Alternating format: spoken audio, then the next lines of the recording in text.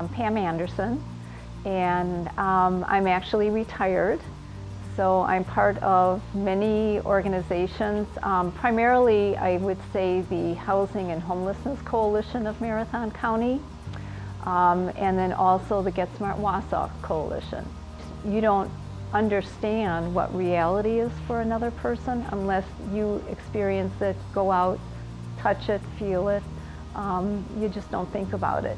And I had one person who volunteered, and she walked to work every day, and she said, I never thought about somebody living underneath the bridge.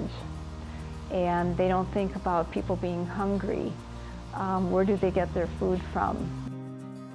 My role on the board of directors of the International Association of Administrative Professionals, I have the opportunity to work with local administrative professionals and students in the administrative professional program and help mentor them and show them that they can be leaders even though they might not see that in themselves. I think women in general tend to doubt ourselves. A man will see a job posting and know that he qualifies for maybe 3 out of 10 qualifications on that job, and he'll apply for it anyway. And a woman will look at that same job posting and she'll qualify for 9 of the 10 and think, I just don't measure up, and doubt herself and not apply. We can rise to these leadership positions, and we are deserving of them. A few years back at Bone and Joint Clinic, I had one of our employees who was a registration specialist at the time reach out to me and wanted to pick my brain about human resources. She was considering going into the human resources profession, but she really wanted to know more about it. So I talked to her about what it was like to be in HR. And then fast forward a year from there, I had a part-time assistant put in her resignation. And I thought back to myself, wow, I wonder if that employee is still wanting to pursue human resources. She had the culture fit. She had what I thought was a foundation, because it's all about servicing others. In HR, we give back. We service others. That's pretty much what we do. So I reached out to her and asked her if she was still interested, and told her about my part-time opening. And she had just talked to her supervisors about reducing hours to part-time so she could go back to school for HR. And I said, you know what? Someone once took a chance on me, and I would love to mentor you and teach you everything I can about HR and get you connected with the right folks. She's been with Bone and Joint in Human Resources for a year now, going back to school, raising a family, and she is just blossoming. It is where, you know, the hand and glove fit and connect together. It's been so great to see her grow, and she's going to be a wonderful leader in our community very, very shortly.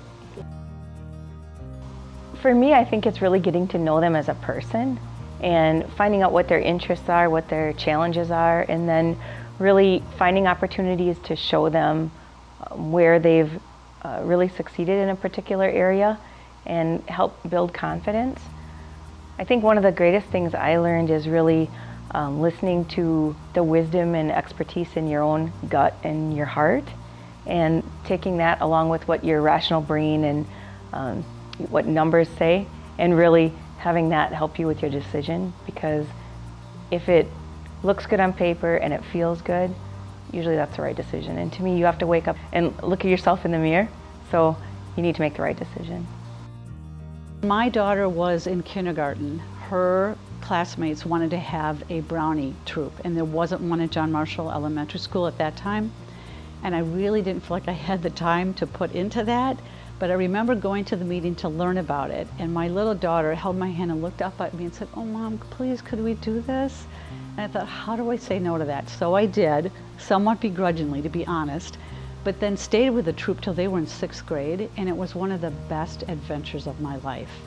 And I felt really good about helping young girls learn what it's like to be in charge, to be able to have decision-making power.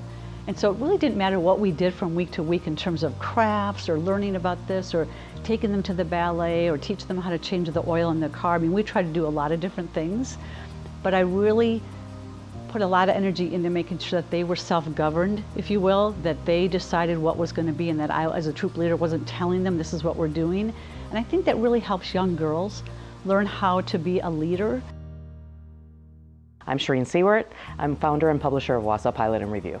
Professionally, there are role models I look to, journalists in particular, especially female journalists, and this is a male-driven field.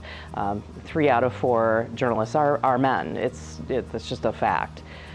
And there are journalists, female journalists that in history that I've looked to and think, wow, our lives are different because of these women.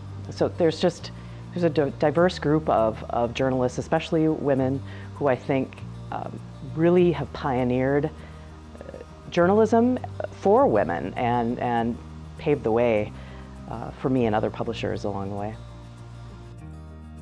I'm Jen Smith, and I'm at Bridge Community Health Clinic. And we practice this at work a lot, and we say this at work a lot, it's just say it. You really need to develop the skill to just be able to say what you need to say.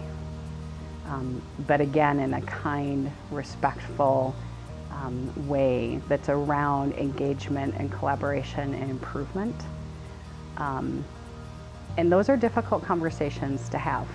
When we look at developing leadership skills or how we are personally doing as leaders, one of the things that I always look at is how is that communication going?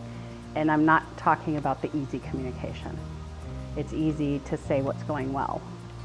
The harder part is having constructive conversations around the things that maybe could go better or aren't going as well. So I think it's around the courage to own up and say, okay, this was my role in something that didn't go well, and spending some time in self-reflection